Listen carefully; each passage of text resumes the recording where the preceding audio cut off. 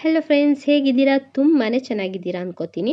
ನಾನು ತುಂಬ ದಿನದ ನಂತರ ಒಂದು ಹೆಲ್ದಿ ವ್ಲಾಗ್ ಮಾಡಬೇಕು ಅಂತ ಅನ್ನಿಸ್ತಾ ಇತ್ತು. ನಾನು ಅದಕ್ಕೆ ಇವತ್ತು ಚೂಸ್ ಮಾಡ್ಕೊಂಡಿರೋ ಟಾಪಿಕ್ ಕಾಗೆ ಸೊಪ್ಪು.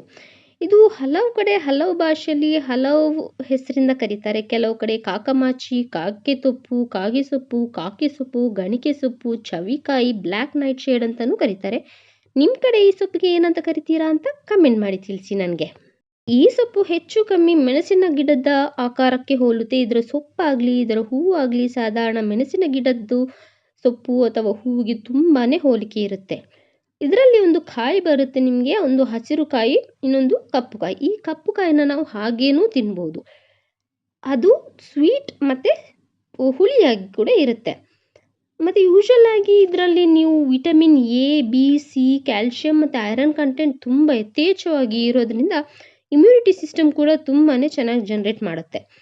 ನಮಗೆ ಸಾಧಾರಣವಾಗಿ ಬರುವಂತಹ ಬಾಯಿ ಹುಣ್ಣು, skin infection, allergy, digestive system problem ಏನೇ ಇದ್ದರೂ ಅಥವಾ ಕೋಲ್ಡ್ ಇದ್ರೂ ಈ ಒಂದು ಸೊಪ್ಪು ಅದಕ್ಕೆ ತುಂಬಾ ಹೆಲ್ಪ್ಫುಲ್ ಆಗುತ್ತೆ. ನಾವು ಇದನ್ನ ಹೇಗಪ್ಪ ತಿನ್ನೋದು, ಹಾಗೆ ತಿಂದರೆ ಆಗುತ್ತಾ ಅಂತ ಕೆಲವರು ಅನ್ಕೋತಾ ಇರ್ಬೋದು. ಇದನ್ನ ಸೂಪ್, ಚಟ್ನಿ, ಪಲ್ಯ, ದಾಲ್, ಕರಿ ಈ ಥರ ಇದನ್ನ ಸೇವನೆ ಮಾಡ್ಬೋದು.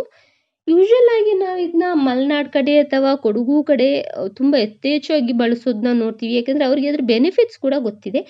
ಮಂಗಳೂರು ಕಡೆ ಆಗಲಿ, ಉತ್ತರ ಕನ್ನಡ ಕಡೆ ಆಗಲಿ ನಾನು ಅಷ್ಟೇನೂ ಇದರದ್ದು ಬಳಕೆ ನೋಡಲಿಲ್ಲ. ಅದಕ್ಕೋಸ್ಕರ ಇದೊಂದು ವ್ಲಾಗಿಂದ ಈ ಇನ್ಫಾರ್ಮೇಷನ್ ಕೊಡ್ತಾ ಇದ್ದೀನಿ. ಸೊ ಇನ್ ಕೇಸ್ ನೀವು ಇನ್ ಫ್ಯೂಚರಲ್ಲಿ ಯಾವುದಾದ್ರು ತೋಟದಲ್ಲಿ ಈ ಹಣ್ಣು ಅಥವಾ ಈ ಗಿಡನ ನೋಡಿದರೆ ದಯವಿಟ್ಟು ಅದರ ಪ್ರಯೋಜನವನ್ನು ಪಡ್ಕೊಳ್ಳಿ. ಅದು ಸೊಪ್ಪನ್ನು ತಂದು ನೀವು ಪಲ್ಯ ಮಾಡಿ ತಿಂದರೂ ಕೂಡ ತುಂಬ ರುಚಿಕರ ಆಗಿರುತ್ತೆ. ತುಂಬ ಫೈಬರ್ ಕಂಟೆಂಟ್ ಇರೋದ್ರಿಂದ ನಿಮಗೆ ಡೈಜೆಸ್ಟಿವ್ ಪ್ರಾಬ್ಲಮ್ ಆಗಲಿ ಏನೇ ತರಹದ ಇನ್ಫೆಕ್ಷನ್ ಇದ್ರೂ ಅದಕ್ಕೆ ತುಂಬಾ ಯೂಸ್ಫುಲ್ ಆಗುತ್ತೆ. ಸೊ ಇನ್ಯಾಕೆ ತಡ ಮಾಡ್ತಿದ್ದೀರಾ? ಈ ಸೊಪ್ಪೆಲ್ಲಾದರೂ ಸಿಗುತ್ತಾ ಅಂತ ನೋಡಿ.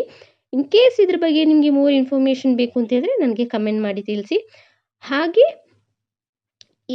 ನಿಮ್ಮ ಹತ್ರ ಬೇರೆ ಯಾವುದಾದ್ರೂ ಸೊಪ್ಪಿದ್ದು ನಿಮಗೆ ಬೇರೆಯವರಿಗೆ ಅದರ ಬಗ್ಗೆ ಇನ್ಫಾರ್ಮೇಷನ್ ಕೊಡಬೇಕು ಅಂತ ಅನ್ಸೋದಿದ್ರೆ ನನಗೆ ಕಮೆಂಟ್ ಮಾಡಿ ಹೇಳಿ. ನಾನು ಸಾಕಷ್ಟು ಇನ್ಫಾರ್ಮೇಷನ್ ಕಲೆಕ್ಟ್ ಮಾಡಿ ವ್ಲಾಗ್ ಮಾಡ್ತೀನಿ. Thank you.